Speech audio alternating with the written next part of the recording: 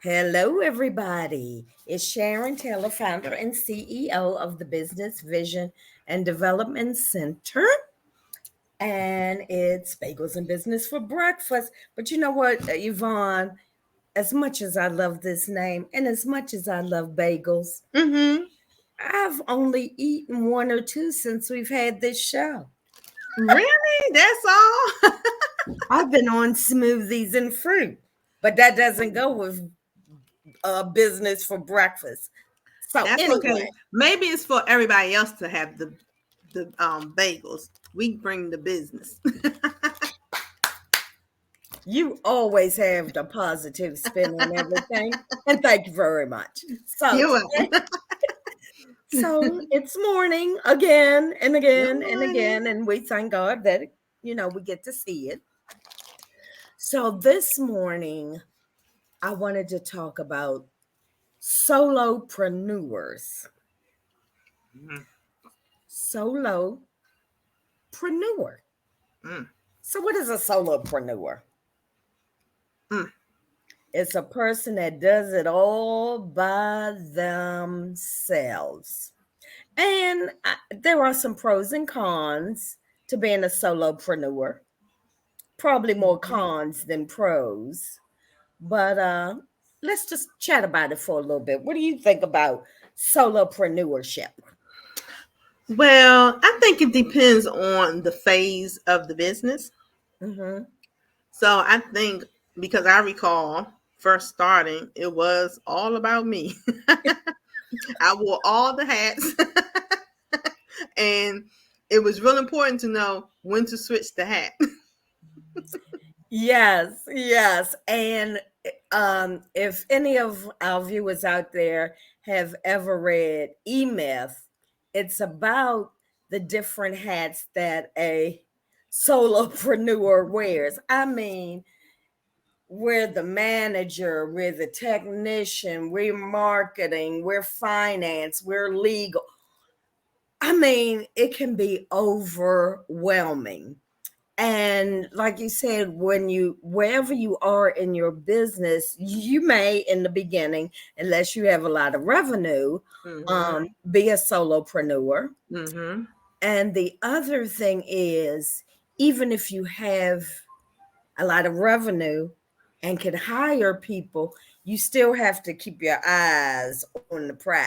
So you still have to have some working knowledge of the different facets of the business. Mm-hmm. So what I found is that for me, I've been in both places Mm-hmm. and I don't even know what to say. I've liked it for a while till I didn't. You know, it was all gravy till it wasn't. Right?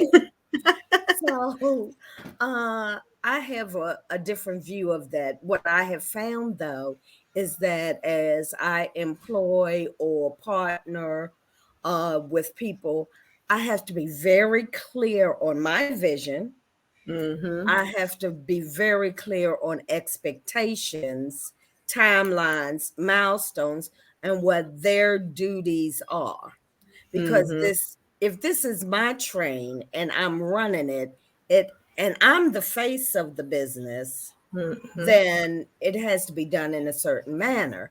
And the same if it's your business, you're going to have to tell me and define for me where I fit in your roles and in your business. Yes, Sharon, I agree. And that's very important point that you brought up because when you are used to just being the only one on the train and driving the train, and then you have to add others to it, you do have to make sure that that they're clear about their roles as well. But what that speaks to the business owner is making sure you're clear about what it is that you're doing as well, because it's easy to do and just be doing things. But when you have to bring others into the fold, you have to be able to explain and show people this is where we are, this is where we're trying to go, and just know that. your level of commitment is definitely going to be different from others. And I also learned to be patient. And I also have learned that people come with their own set of gifts and their own expectations and how they perform and so forth and so on. And being on the other side, working with someone else's business, I have to also express how I communicate. You know, I don't I like to know the big picture. What is Mhm. my outcome supposed to look like, and Mhm. give me the space to do it in a way that gets me there and not have to be boxed in by um whether they want it in a paragraph form with only 5 words in a sentence, or if I can do it in bullets. So that's important to me. And timeliness. I mean, I'm getting a little bit better, but I am a time person. I respect your time and I expect my time, Mhm. and things do happen. Mhm. I understand that. But at least reach out and say, something's going on. I need to, take a beat, take a break or whatever, and we'll get back together. Mhm. How Yeah. how are you with the how are you with your because you work with more people than I do. Yeah. So while you were talking, one of the things that I definitely wanted to add to what you just shared, Sharon, is communication, communication, communication. That is like the key thing for me, because I can give an example of what happened, especially in my nonprofit. Because initially I was like the key person wearing all the hats, Mm-hmm. people got used to that. And then as I started Mm. bringing on other people, we had to go through a whole phase of training people to detach themselves from me and to be willing to work with those people who I had put in place. And it was really a transition. It really took a lot of communication, more than I really expected, to be honest with you. But as the leader of your organization or your business, you have to know what it is that you're trying to do, and you have to be able to communicate that to your people and help people to get through the transition when you're changing things within your business as well. And that also comes with selecting people. You got to select people that you trust are going to get the job done. Mm-hmm. Um, and for me, I kind of think I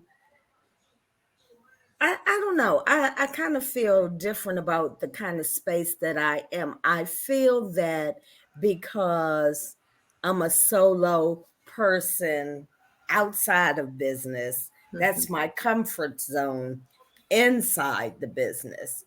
Mm-hmm. Um, I think I will always pretty much be the face of this business until I retire.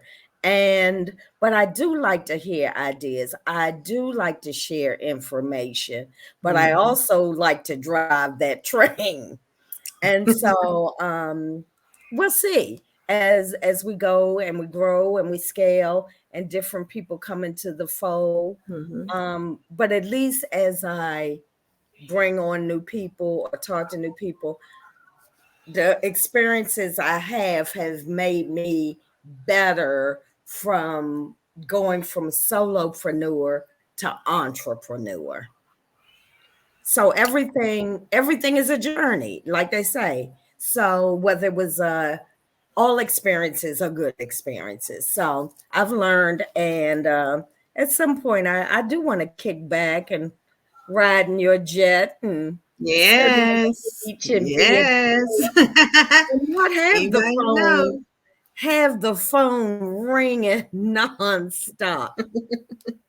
So we're both working towards that point. So our solopreneurs out there, I ask you to look around you because there are some talented people out there. and see who's a good fit for you, who's a good fit for your business. You may have somebody just right inside your circle that could probably be the best social media strategist, because not me, I'm not that. So, take advantage of that, not advantage, but bring them in, have them teach you some things or pay them to do it for you, which is always a good key. Right. So And Sharon, also, I just want to mention too, when you have people, when you're leaving the world of solopreneurship into the entrepreneurship, a lot of times you may find that people are so used to working inside of the box, or yes. people are so used to just being told what to do, what they can't do. And I know for me, it's challenging sometimes to people, because I put them in the space of, okay, this is what you're going to do. I want to hear your feedback, because, and whenever I do that, I hear people say, well, I don't want to feel like I'm stepping on anybody's toes and this and that. Mm-hmm. And it's like, that is a negative. We don't do that here. There is no toe stepping. Look, bring what you have to the table. And again, as the leader, you still have to know what they're bringing, how to use it for where you're trying to Yes, go. yes, yes. So, but I always have the open door to say, if you have any suggestions, recommendations, always bring it to the table. Look, just don't be offended if it's not done your way. Right, right, right, right. That's it. That Mhm. is so true. Because the other side of that, as the person bringing the information, it's hard to bring it and somebody doesn't use it. You're like, you feel like, well, what's the point?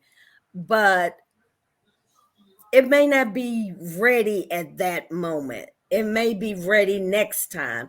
Mhm. And you have to bring it with a thing of giving. I'm giving this, whether you use it or not. This is what I have, and then let it be, Right. because that gift may catapult them next week. Yeah. And when you bring it without motives and bring it without ego. Then you won't have to worry about that, because you just bringing it because you're trying to bring it to the Girl, team. girl, girl. Thank you for putting it in plain English language. No motives. Motives and ego all the time. It's like, Yes, get rid always of it. get in a daggone way, don't they? Yes. Well, as always, it's been a pleasure talking to you, talking to our solopreneurs, our Yes. entrepreneurs, our budding business Yes. owners. Y'all keep doing the work. That's right. Be committed, do the work, and you'll see the payoff. That's right. See you next time. Yes. And don't forget to subscribe.